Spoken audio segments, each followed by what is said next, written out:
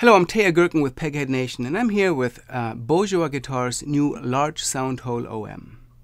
This is a very interesting guitar in that it combines some elements of some very iconic guitars in something that I haven't seen executed like this before. So we're very happy to get a chance to check this out.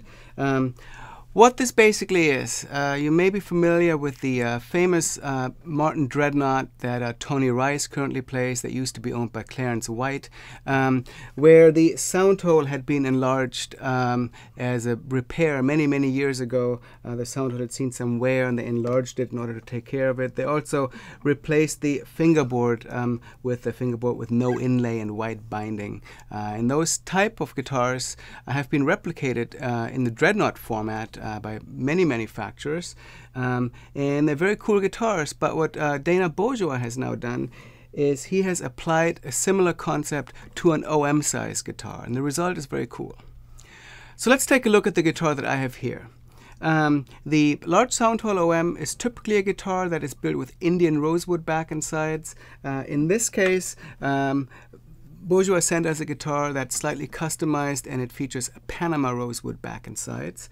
Beautiful wood, slightly lighter looking than Indian rosewood would be, definitely closer to certain kinds of Brazilian rosewood in its appearance and also in its tonal qualities. The guitar has a torrefied Adirondack spruce top, which Bourgeois calls the H-tone top, and that is standard for this model. You can see that it's quite a bit darker than a standard natural Adirondack top would be. Very beautiful, particularly in combination with this Panama rosewood on this guitar. The appointments on the guitar, as I mentioned before, are kind of inspired by the classic Large Soundhole, Clarence White, Tony Rice type dreadnoughts. As such, the guitar has no inlay in the fingerboard. It's completely plain, which is kind of like a classical guitar would be. There are, of course, position markers in the side of the fingerboard, which is bound with ivoroid, gives it kind of this whitish appearance. Ivoroid is also used for the binding of the body, and there's herringbone purfling.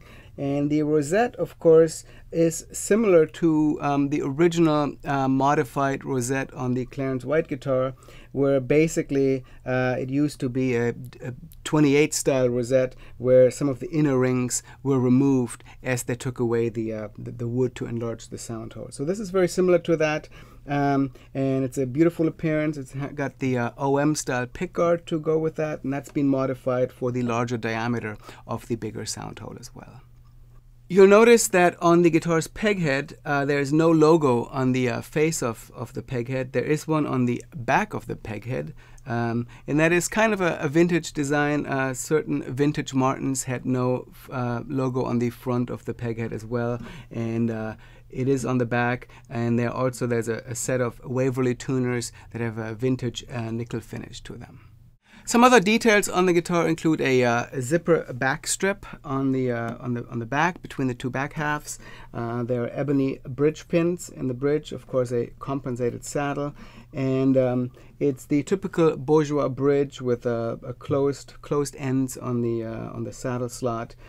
Beautiful design, really similar to a vintage style bridge, but it has kind of Dana's original touch to it.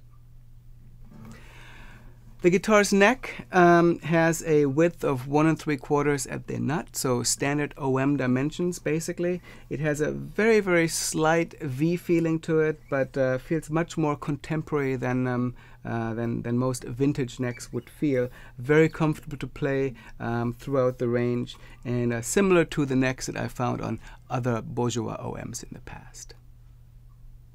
Now, Dana describes this guitar as being sort of the ideal OM for a dreadnought player, and by that he of course also refers to people flat picking. So let's listen to Peghead Nation's Scott Nygaard playing the guitar.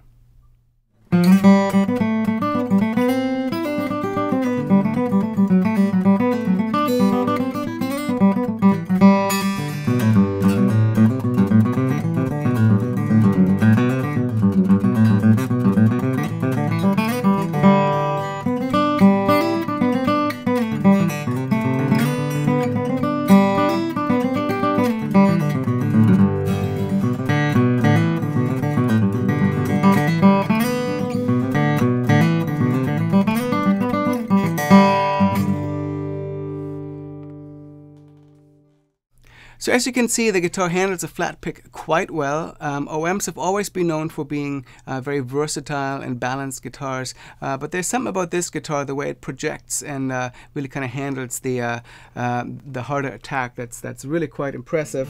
And I think listening to Scott playing it with a flat pick really demonstrates that quite well. So a very cool new guitar by Bourgeois Guitars. It really sort of combines Dana's experience with OMs. That really goes back all the way to his involvement with Schoenberg guitars about 30 years ago, and his long-standing experience with building dreadnoughts, combining them in this very special guitar that is an original take on some iconic designs, and it's resulted in a very, very cool new instrument. So check them out at your Bourgeois Guitars dealer. Please come back here to Peghead Nation for more of our gear demos. My name is Teja Gerken.